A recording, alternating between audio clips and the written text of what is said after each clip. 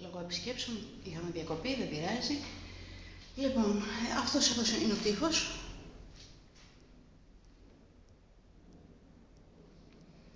Το σημαντικότερο και πιο κακό από όλα είναι η κολόνα.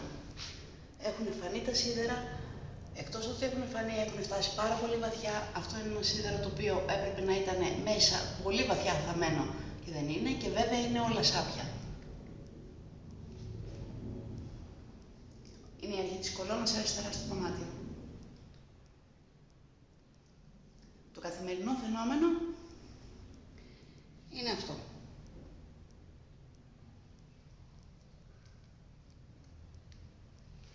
Συνεχίζουμε πέρα από την κολόνα και πάμε στον ίδιο τον τοίχο, το ταβάνι μάλλον, που έχει φανεί και από εδώ το σίδερο. Έχει πέσει.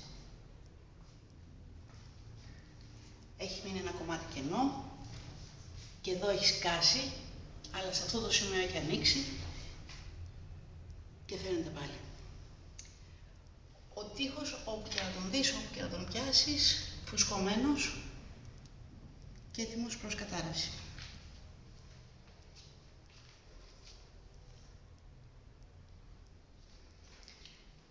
Μια μακρινή άποψη του χώρου.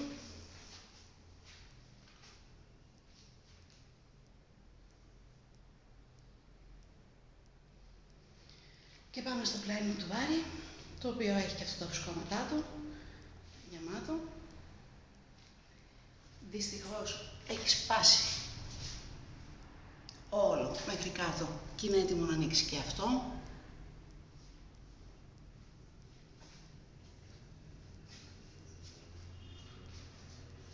Διπλή ρογμή εδώ.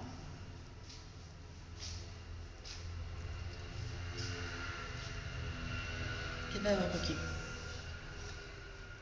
Αυτό στέκεται καλά στη θέση του. Και πάμε στο κομμάτι της πόρτας της δεύτερης. Εσωτερικά είναι έτσι. Έχει φύγει ολόκληρο το τουβάρι. Δεν την ανοίξαμε καθόλου με το φόβο να μην σκαλώσει όπως οι άλλοι, γιατί ο τοίχος έχει μετακινηθεί και δεν θα μπορέσει να κλείσει καθόλου.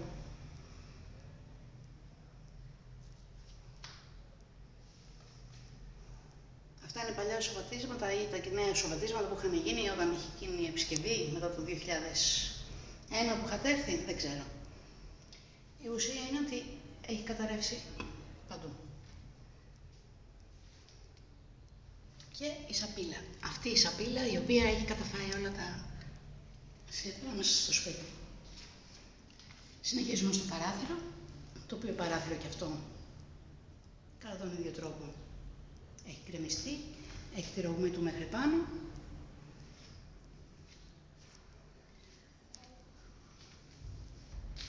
Ο τοίχος πλάι από το παράθυρο και αυτό στην ίδια κατάσταση. Και αν συνεχίσουμε από πίσω, δεν φαίνεται τώρα, αλλά έχουν πέσει κατά τον ίδιο τρόπο, δηλαδή βλέπετε ακριβώς το πώς είναι. Δεν έχει καμία διαφορά. Γενική άποψη χώρου, τα μπάζα μόνο που βγάλαμε ήταν υπεραρκετά.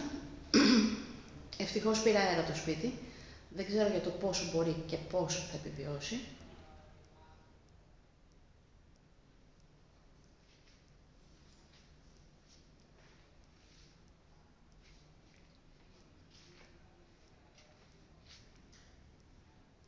Είμαστε στη διαδικασία μαζέματος, έξω και είμαστε άνω κάτω. Αλλά ήθελα να το δείτε. Συνεχίζουμε για πάνω. Τα κάγκελα, όπως έχουμε πει, δυστυχώς έχουν σπάσει και δυστυχώς έχουν σαπίσει μέχρι κάτω από τις βάσεις τους. Δεν στηρίζονται καν στον τοίχο, σε κάποια στιγμή θα πέσουν.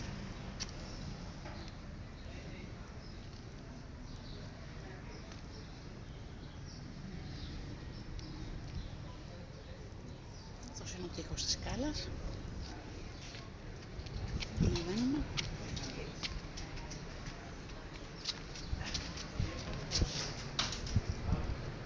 Τα πλαϊνά.